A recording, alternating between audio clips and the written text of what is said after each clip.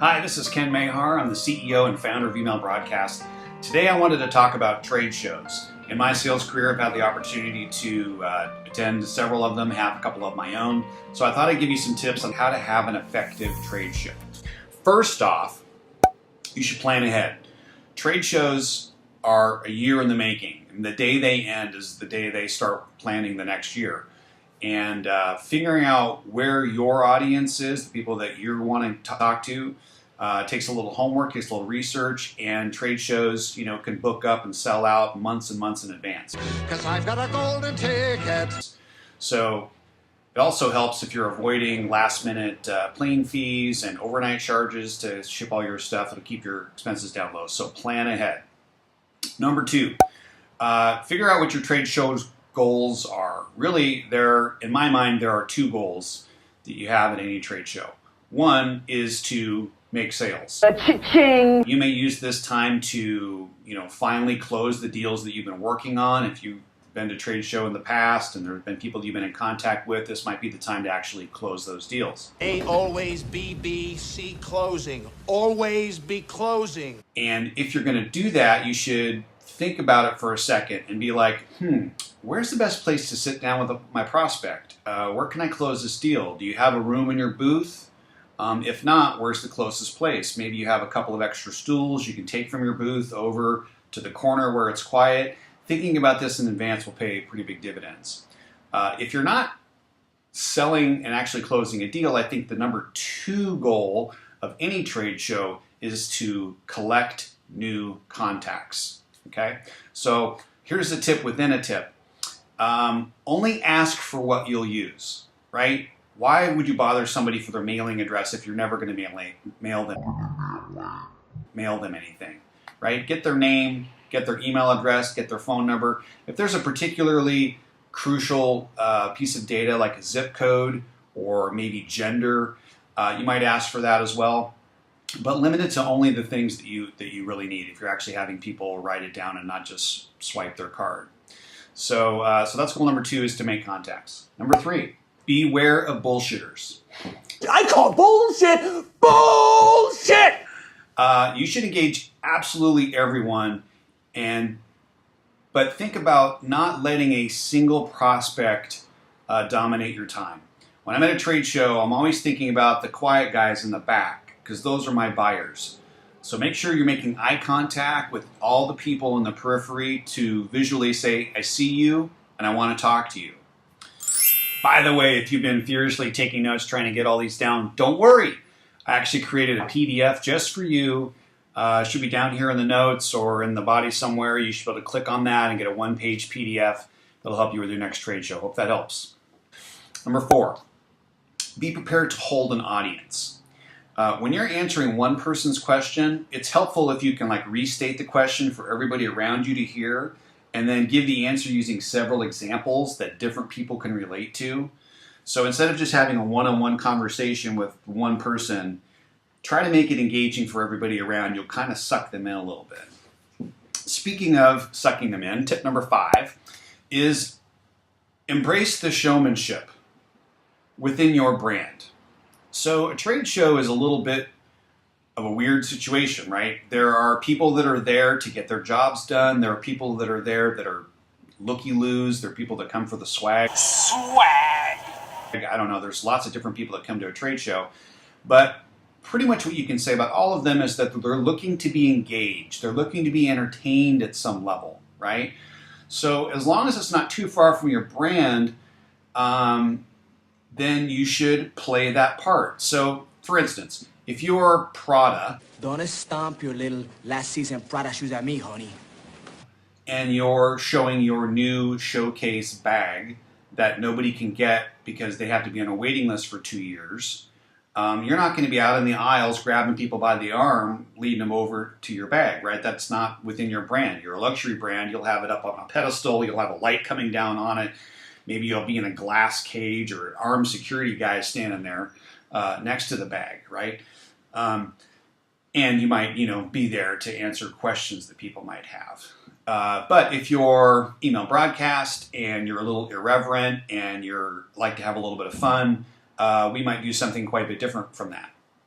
So let's say you're selling a fishing trips, for instance. You might dangle a line over the aisle with dollar bills on it or something. When somebody grabs it, you can kind of playfully pull them in, give them their dollar, and then you've got a prospect to talk to. So figure out a way that's fun, interesting. You got the spinning wheels, you got footballs you can throw to people, whatever it takes to kind of get them engaged and bring them in. People are especially receptive to that at a trade show. They're looking to be engaged. So number 6, work as a team. If you're the guy up front answering questions, this was off of my role, and kind of playing showman, make sure you have a coworker that's kind of tied to your hip. So when the prospect that you're talking to seems to be pretty qualified, make sure you do a warm handoff to your coworker and get that prospect's information so you can keep answering questions and getting other people to listen to you, right? So it's kind of a teamwork thing. You're like, hey, it sounds like you got a lot of great questions. I'd love to touch base with you. If you wouldn't mind, my coworker wants to grab your information really quick to make sure that we connect. So great to meet you. Thanks very much, right? And then they kind of realize that their time is done and you get their contact information and you get to move on to everybody else that you're talking to. Tip number 7. I like to give away something cool or something valuable, right? So in exchange for contact information, you might give away something cool, maybe something kind of rather big. I like to make it immediate, like we're giving it away on the last day of the show. Or even better, have a winner every single hour, right? To give people a reason to keep swinging by your booth. But make it cool and interesting, like, something that's self-serving. Try to go bigger. And I like to make it kind of location based. For instance, let's say I'm at a Las Vegas hotel. Want to give away a $250 gift card to the amazing buffet, right? They can use it that night while they're there. People will come back each day to see if they've won that. Let's say you give away 3 for each day of the show, cost you $750, but getting all those people to come back and revisit you could pay off in a big way. And here's a tip within a tip on the giveaway thing. Whatever you promise, whether you're giving away something that day, something at the end of the show, you're giving away something every hour, make sure that you absolutely do it, right? Put their name up on the board. Put who won the thing. If you're giving away something, this is your first chance for accountability, where people are swinging back by the booth. If they have to ask you, hey, did you give away the card? And you're like, oh yeah, gee, we forgot to do that. You've already lost them. Don't let that cost you $1 million sale. Number 8, follow up during the show. That's right. So when you get that magical prospect that you really feel good about, and you know what it is if you've been to a trade show before, don't wait till it's a week later, right? We're after the show to start following up. Consider doing it an hour or two after you meet that guy with a text or an email, telling them that you're glad they stopped by, you look forward to working with them, maybe even invite them to dinner. Right? If they don't have plans, or a cocktail, or a coffee, whatever, make friends in person while you have the chance, while you're actually at the show.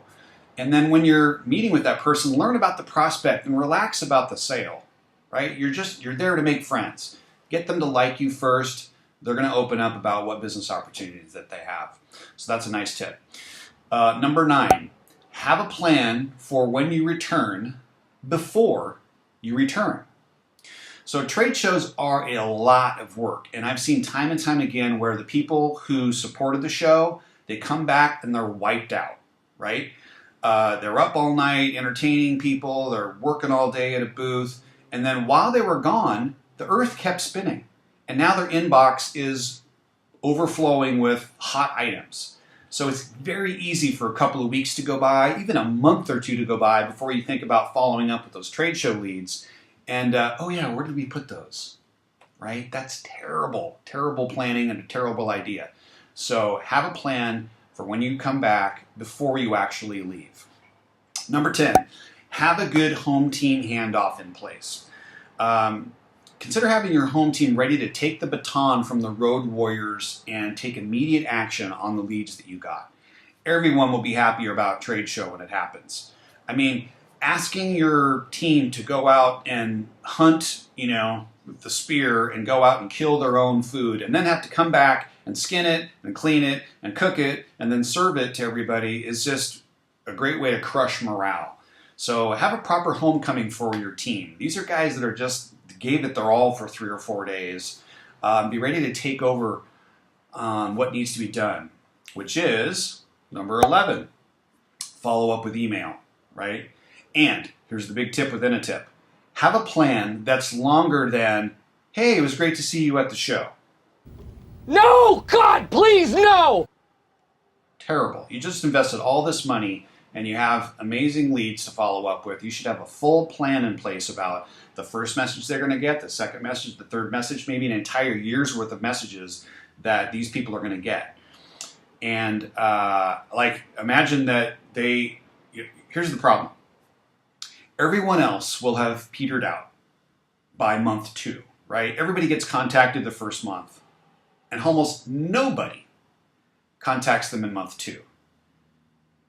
And certainly not in month 3 and month 4 and month 5. So if you're looking to actually make an impact, build a relationship with these people, have something good to tell them, something valuable to send them, and stay in touch and build a relationship so that next year when you go to that show, they'll have just heard from you once a month over the last 11 months, and they'll feel like they're old friends. You'll have so many people at your booth, it'll be incredible. People will most definitely come. Tip number 12, be willing to do the math. Okay? Trade shows are expensive, and they're not for everybody. So what I recommend is you add up all your expenses from your trade show.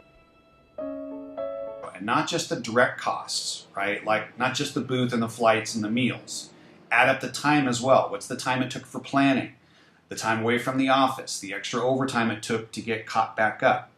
The time for setup and tear down of the booth.